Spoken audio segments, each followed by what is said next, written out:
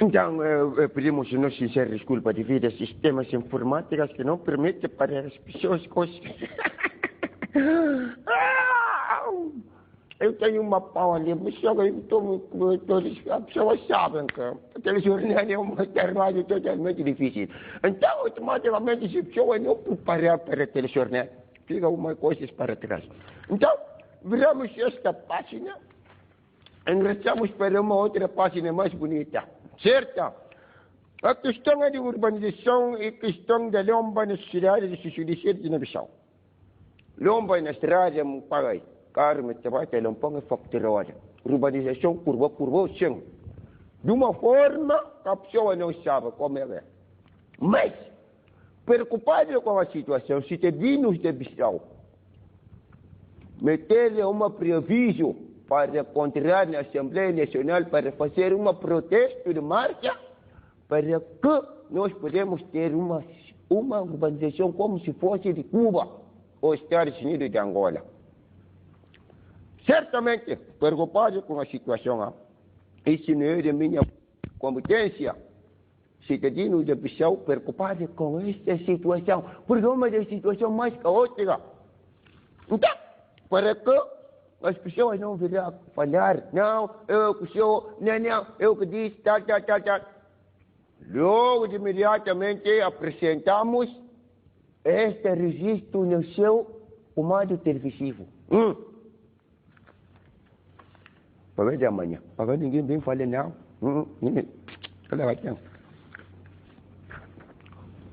Então, devido aos nossos sistemas informáticos, como vocês estão a ver, então é um pouco impossível, mas é também totalmente interessante apresentar isto. Mas como sabemos que até hoje precisamos de alguma coisa, então, devido à minha possibilidade, não conseguimos mostrar este registro de uma forma condigna e transparente. Então, para virarmos esta página, viramos uma problemática mais profunda, que é o problema de Cucuri, Cambai, Curicachá e Curicaju. Outra dizer onde? Para pensar conforme eu quero. Ei Deus, combatente de Caju, vou fronta. São combatentes de Caju não fronta. Mas, não ganha perder tempo. Não vou perder tempo, desculpa, eu estava a mudar um pouco. Não vamos perder o tempo. Temos hoje conosco representante de Cuba de Campanha de Cuba, Caxé de Curicaju. Nós viemos falar um pouco de conversa com ele. Em segundo lugar, nós temos representante de água. Cuba com água é um pouco, tem diferença. De outra seguida, temos outra prova aqui. Sim, patronato oficial de Curi, Campanha de Curi, Caxé de Caju. A pessoa que manda as pessoas para acudir Caju. Daí na área temos estas personalidades a fim de tomar os nossos banquetes para que nós podemos falar ou discutir um pouco acerca de Curi, Campanha de Curi, Caju. Porque é um dos casos mais alarmantes que nós temos na Guiné-Bissau. Deus, Caju quanto ano? Porque tem um bom valor que tem. Cada qual diz pensar como é que quer, como você quer só para pensar. Isso é incrível. Isso não pode ser, não pode acontecer em nenhuma das questões, de problemáticas. Então, convidamos os nossos entrevistados para sentar na cadeira, senta na cadeira. Uma outra vem para lá. Olha, como para a cadeira. Olha, senta nessa cadeira. Então, essa é uma da conclusão, porque já vimos. Isso não é preciso para o problema do computador, isso não implica nada. Já temos as próprias pessoas ali conosco, para que nós podemos discutir a problemática de Curi, Campanha de Curi, Caxé de Curi, Caju, na televisão. Então, sem perder o tempo, bem-vindo o senhor molto buono ti votare conforme un momento. Certamente. Signor Tambien. Buonanotte, signor giornalista. E outra, signor? Então, a nossa máxima intenção é para que vocês possam chegar. Penso que você também tem um pouco de atraso devido às questões, sabe, de lombas e outras coisas. Então, nós teremos como representante geral de CUR, campanha de CUR, Castanho de CUR. A minha representante de Nanco. Nyanko. Você é representante de Nyanko. De Nyanko. Sim. Nanco. Representante de Nyanko. Na Guiné-Bissau. Na Guiné-Bissau. Ok. Representante de Nyanko. Nós queremos, para uma simples palavra, saber, mas vou desculpar, não podemos morrer para crioulo, para ver entender, maneira de entender.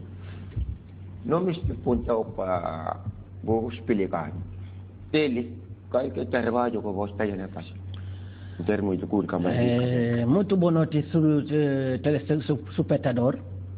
Muito boa noite, semado Guinti aqui na Jumpuni televisão, no momento precisamente, concretamente ali na televisão nacional Guiné-Bissau. A nós não fazemos serviço desde Kunzara até no princípio, até a hoje não está no serviço. Não falta de presença concretamente na dia de abertura nacional de campanha de castanha de Cucuricaju e que significa qualquer coisa, mas significa coisa muito importante. Quer dizer, a nós não sentimos enganado. Suma nós que está talha para Guinti que está tendo horta de Cucuricaju, está fazendo castanha de Cucuricaju. Para sentir contente, a nós que está defendendo essa parte. E que como a nós uma maneira que nós está perto que comprador que não nos diz. Mas portanto, suma busibi é momento ali que nós estamos juntos ali. País de Guiné-Bissau está numa situação muito difícil.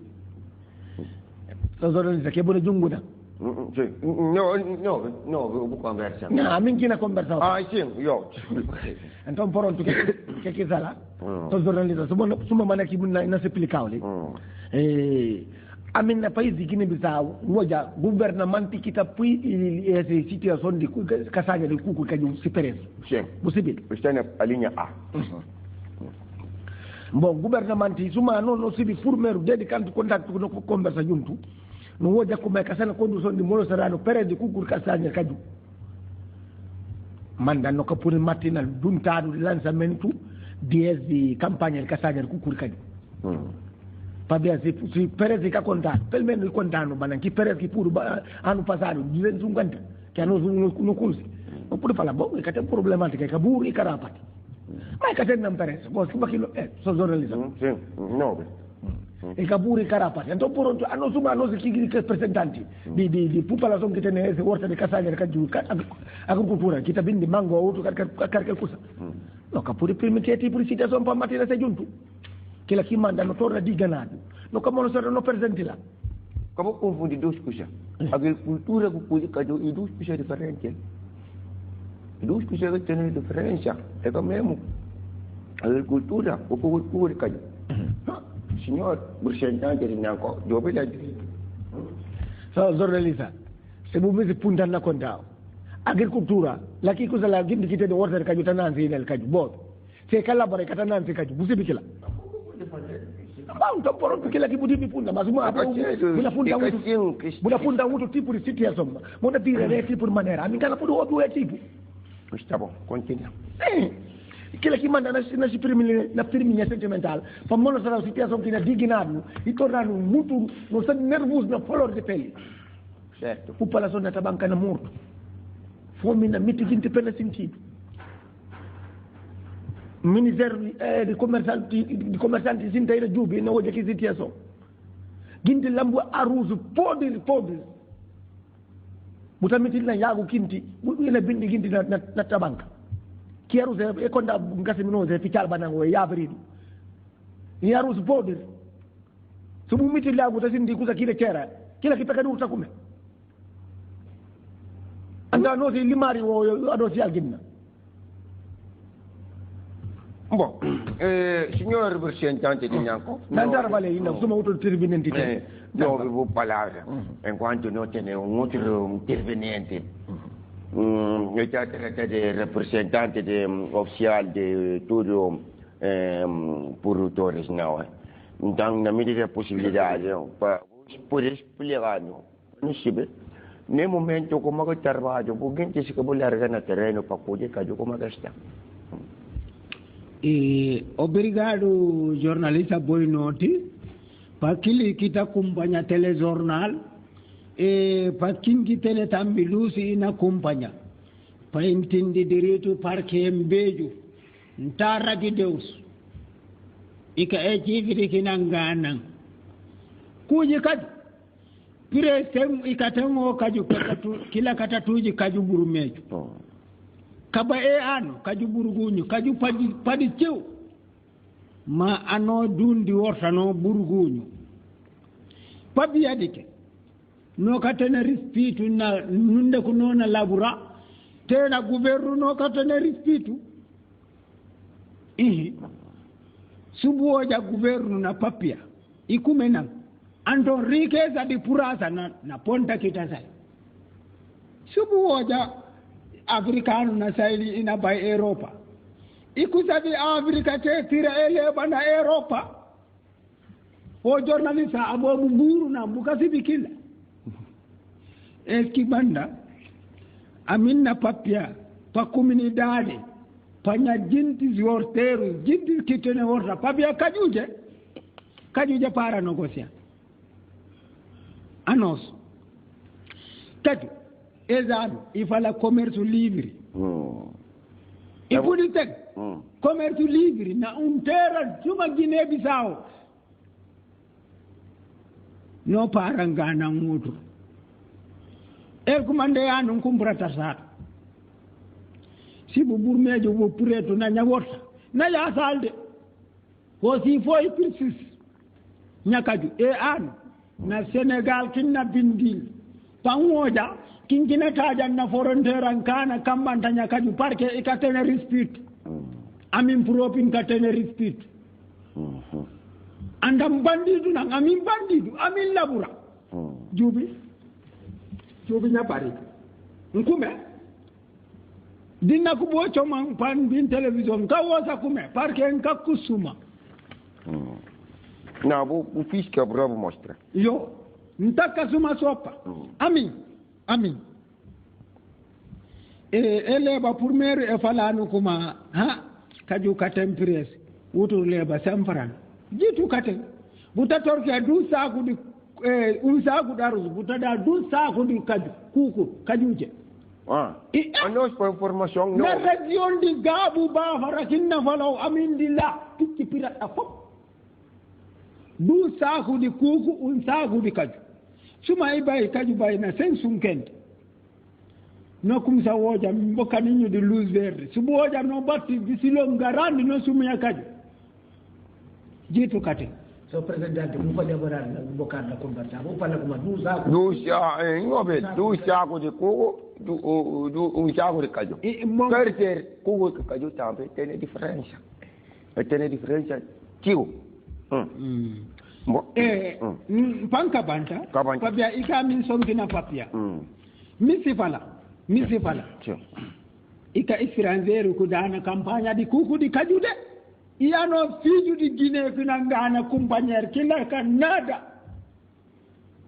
kaju subu sekali katadana te fomi kupuino na bindi subu tene arus ntene kuku na fiju na chora na pesa manera kubu miside boy laburadur katene rispitu kumpuradur kutene rispitu nakabayin dali signor journalist ma papia kaburu de su kaburu buna yandana abo propi su boja buna puntanuli bukume nambu farta nunda kila tata ikana ponta nya ndegam kabonne kanonde kiwutul bo signor journalist diskulo ndega min ta terwaja kabonde go terwa ilu jomutro mala kirige tata ila bon amin je terwa na television Ami talabura. Subo ajabu tita television buku men. Kan kala berdua ko umanja ko manja usafu kajo pa television pa no binya asa no kebra.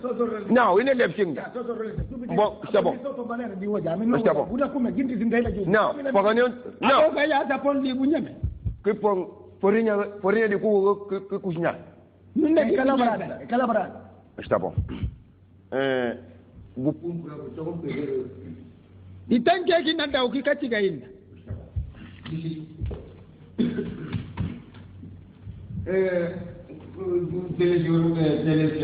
Bote disculpani. Poi un pochettino a varia che non teneva proprio entre noi. Non è appunto rappresentante di Iago di Caju. Iago, in sé di Caju. In quanto sumo a Caju.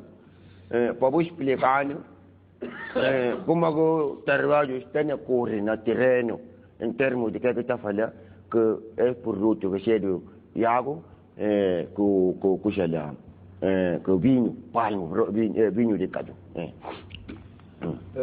Primeramente sta falla caro se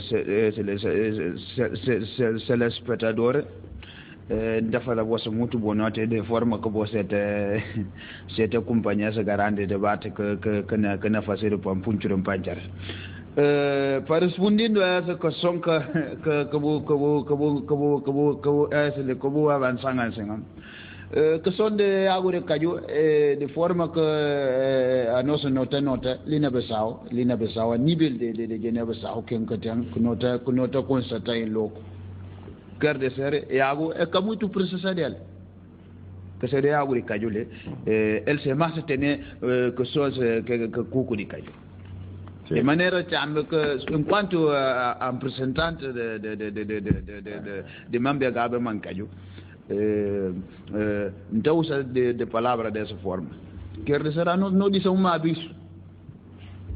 aviso que ele não diz aquela sobre de algo de caju, de como ani yanga kana kambe. Na porto de pinjiki que kana kambende kuku kile sema se payor nel touré lebe ma yago sem kile ne no association no konta ko yago kile kana bayan an yanga kaju kile pour lebe que c'est de kuku kile pour lebe et c'est en première phase de ce pour gunta ko fa de pour gunta yago kile no jura nan kile kata bayan yanga nin kawai kata bai lin dina ba sawo ke kina bibido to kikala ke sonde ba sumu di kaju